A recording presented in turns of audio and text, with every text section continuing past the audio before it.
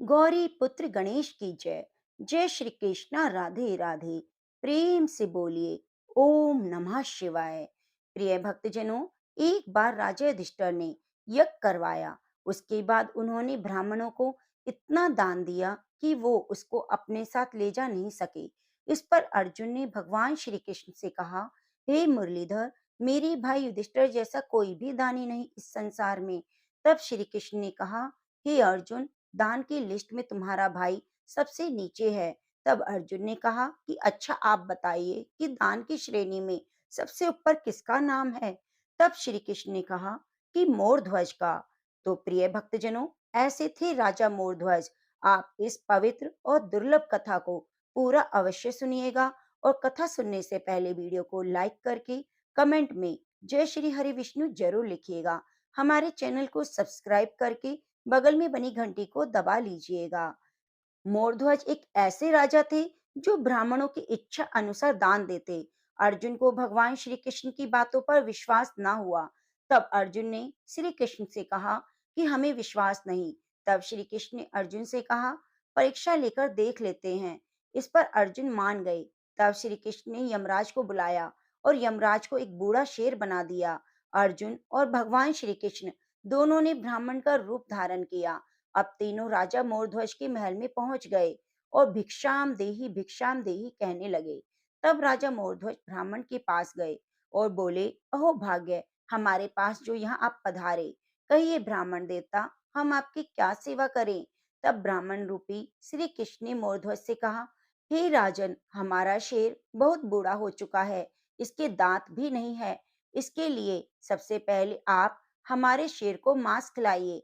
तब राजा मोरध्वज ने कहा, ठीक है ब्राह्मण देवता, मैं आपके शेर को अपने शरीर का मांस काट कर दूंगा, जो कि मुलायम है और ये खा भी लेगा। तब ब्राह्मण रूपी श्री कृष्ण ने कहा, नहीं मोरध्वज, आप बूढ़े हो चुके हैं, इसलिए आपका मांस काफी सख्त हो गया है, जो हमारे शेर के लिए सही नहीं।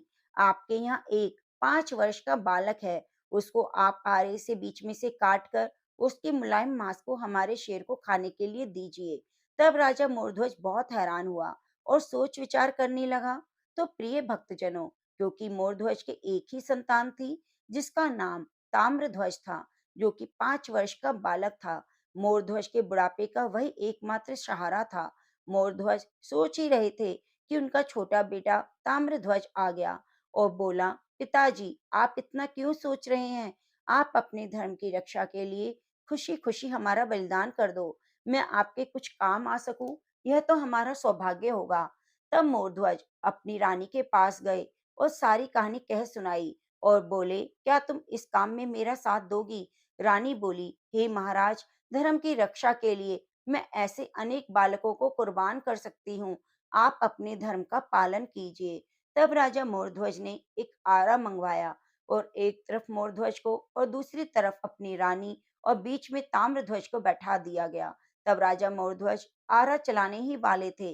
तब ताम्रध्वज ने अपने माता पिता को रोक दिया और कान में डालने के लिए रुई लेकर आया। बोलने लगा, इस रुई को आप अपने कान में डाल लो, इसलिए जब आप लोग हमें बीच में से काटोगे तो दर्द के मारे मेरी चीख निकलेगी, और उस चीख को सुनकर यदि आप लोगों ने आरा रोक दिया तो हमारा धर्म नष्ट हो जाएगा।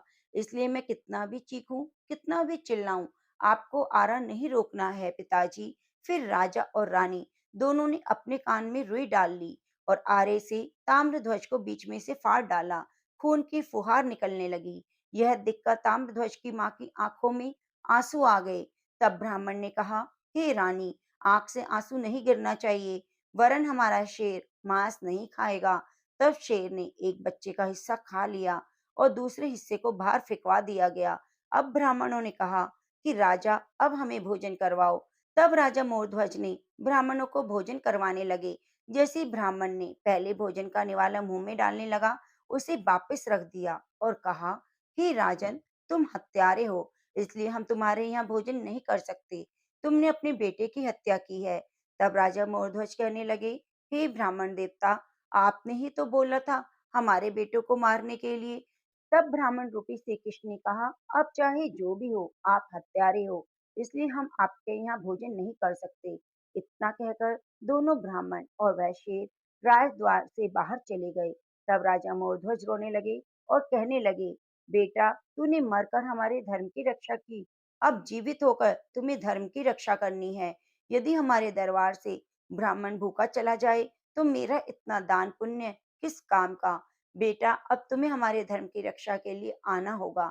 अंदर से ताम्रध्वज की आवाज आती है कि पिताजी, मुझे आपकी धर्म की रक्षा के लिए वापस आना ही पड़ा।